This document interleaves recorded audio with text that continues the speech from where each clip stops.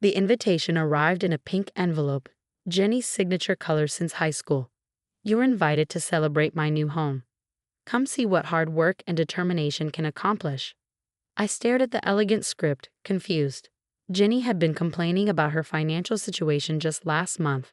Credit card debt, student loans, her divorce settlement barely covering rent. Now she bought a house. That's wonderful, I told her when she called to confirm I'd received it. I didn't know you were even looking. Oh, Meredith, it happened so fast. The perfect opportunity came up, and I just had to seize it. You know what they say, when one door closes, another opens. Something felt off, but I pushed it aside. This was Jenny. We'd been best friends since freshman year at Ohio State. She held my hair during my first hangover. Been my maid of honor, cried with me through my mother's cancer. If anyone deserved good fortune, it was her. The first real warning sign came 3 days before the party. A credit alert popped up on my phone. New mortgage account added, $400,000. I laughed. Obviously a mistake. I lived in a 2-bedroom apartment and had no plans to buy property until the market cooled. I made a mental note to call the credit bureau on Monday. Then came another alert and another. New credit cards, a car loan, all in my name, all wrong. I called Experian immediately. Ma'am, I'm showing a mortgage originated through Trustfield Bank last month. The property address is 4827 Maple Grove Lane. That's impossible. I've never applied for a mortgage. I've never even heard of Trustfield Bank. The application shows your social security number, current employment, and, well, it says here you provided pay stubs and tax returns. My blood went cold. Someone stole my identity. It appears so. I'm flagging these accounts immediately. You'll need to file a police report and contact the FBI. Identity theft involving mortgages is federal. I spent the next 2 hours on the phone. FBI, local police, credit bureaus, my bank. The violation felt visceral. Someone had reached into my life and taken my financial identity, my future borrowing power, my clean credit I'd spent 15 years building. The mortgage address, the FBI agent said during our call, 4827 Maple Grove Lane. Do you know anyone at that address? I Googled it while we talked. A beautiful colonial in Westfield, the wealthy suburb Jenny had always dreamed about. The listing showed it had sold last month for $400,000. Oh my God. Ma'am? My hands shook as I pulled up Jenny's housewarming invitation. The address at the bottom. 4827 Maple Grove Lane. I need to call you back, I managed. It couldn't be, not Jenny. There had to be an explanation. Someone else had stolen my identity and coincidentally bought a house on Jenny's street. Or the address was wrong. Or I called her sister Lisa. Hey, you coming to Jenny's housewarming? Can you believe she pulled it off? After everything with Direct and the bankruptcy. Bankruptcy. Last year. Didn't she tell you? The divorce got messy. She filed Chapter 7. That's why we were all so shocked when she bought the house. She said she found some special program for people rebuilding credit. I hung up feeling sick. Jenny couldn't get a mortgage with a recent bankruptcy. But I could. My 790 credit score could. The FBI agent, Special Agent Martinez, called back within an hour. Miss Thompson, we've been investigating similar cases. Can you think of anyone who had access to your personal information? Social security number, birth date, employment history. 20 years of friendship flashed through my mind. Jenny helping me with taxes when I was freelancing. Storing my important documents at her place during my apartment flood. Being each other's emergency contacts. Having each other's passwords just in case. My best friend, I whispered. She's having a housewarming party Saturday. At that address. We'll need you to attend, Agent Martinez said. Act normal. We'll be there, but we need her confident, not suspicious. Can you do that? Yes. Miss Thompson, I know this is difficult. Betrayal by someone close is often worse than stranger fraud. But if she did this to you, she's likely done it to others. We need to stop her. The next 3 days were agony. Jenny texted constantly about the party, sending photos of her new kitchen, her hardwood floors, her master suite with the walk-in closet she'd always wanted. You'll love the backyard, she gushed. Remember how we used to dream about having dinner parties? Now I can actually host. Each message twisted the knife deeper. We had dreamed together. But I thought we'd celebrate each other's successes honestly, not that she'd steal my identity to achieve hers. Saturday arrived gray and drizzly. I sat in my car outside 4827 Maple Grove Lane, watching other guests arrive.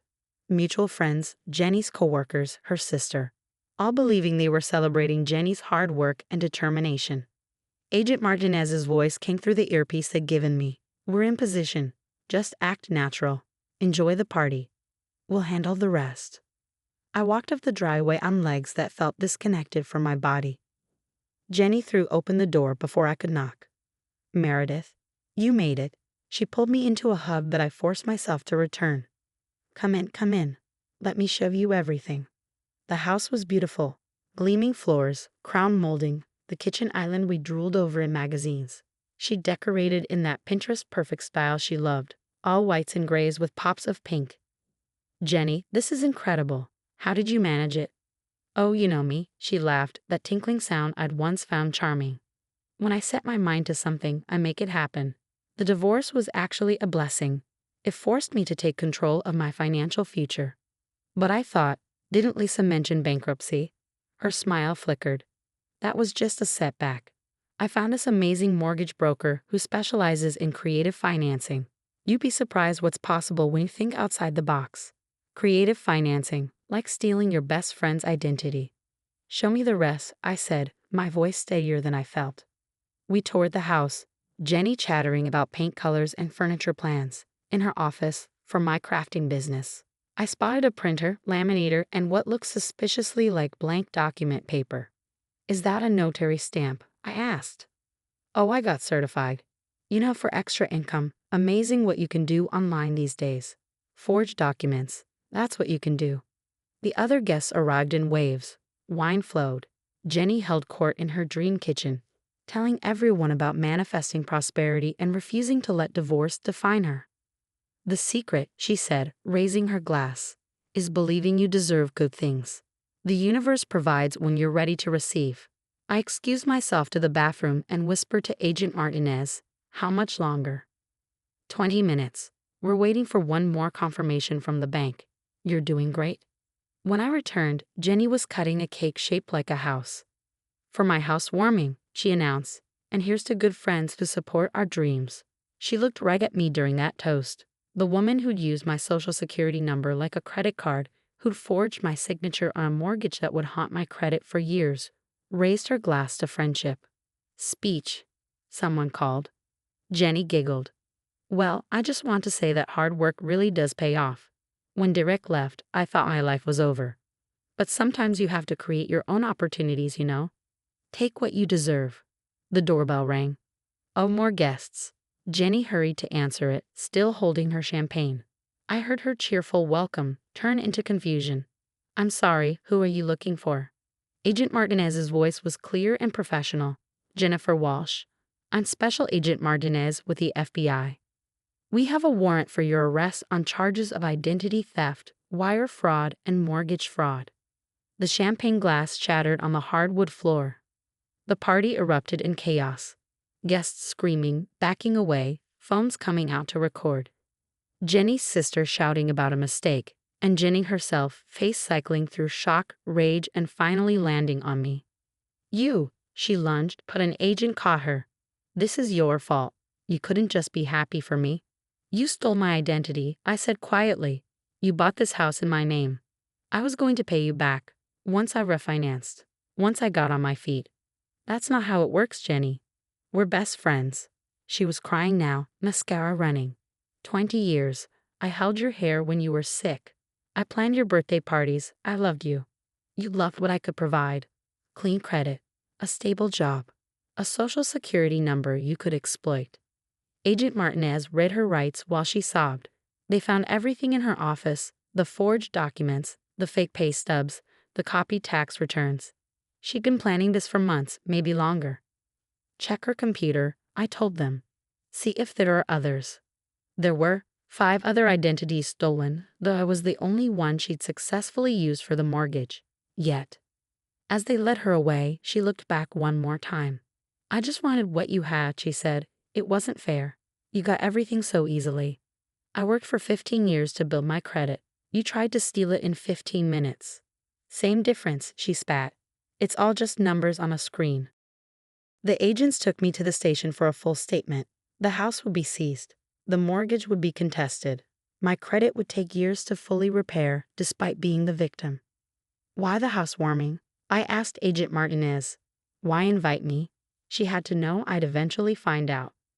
Arrogance, thrill-seeking. Maybe she wanted you to see what she'd accomplish with your identity. Criminal psychology is complex, especially with people who feel entitled to what others have. Lisa called me that night, after Jenny's arrest hit the news. I can't believe it, she kept saying. My sister, your credit. How could she? She convinced herself she deserved it. That's what she told everyone at the party. Take what you deserve. Meredith, I'm so sorry. We had no idea. She seemed so proud, so happy. We thought she finally turned her life around. She did. Just using my life to do it. The legal process took 2 years. Jenny got 4 years federal time, 3 years probation. She was ordered to pay restitution I'll never see. Hard to pay back $400,000 from prison wages.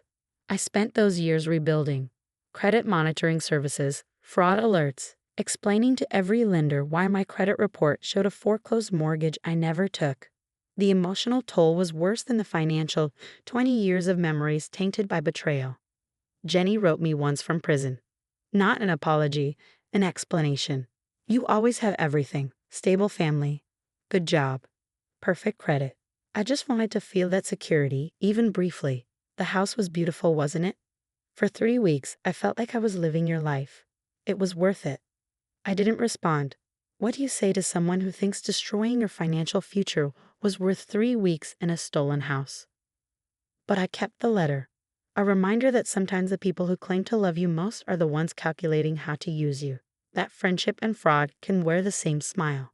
That when someone shows you their true character, believe them the first time. The pink envelope from her housewarming invitation sits in my desk drawer too. Evidence, technically, but also a reminder. Come see what hard work can accomplish. She was right in a twisted way. Crime is hard work. Forging documents, creating fake employment histories, maintaining lies.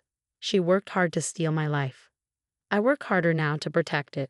New passwords, new locks, new boundaries, and new friends who understand that real friendship doesn't come with a stolen mortgage attached. The house on Maple Grove Lane sold at auction. A young family lives there now, legitimately. Sometimes I drive by and wonder if they know the house's history. If the walls remember Jenny's party, her speech about taking what you deserve, the champagne glass shattering when the FBI arrived. Probably not. Houses don't hold memories. But I do, and I remember everything. Especially the lesson. When someone invites you to celebrate their success, make sure they didn't use your credit to achieve it.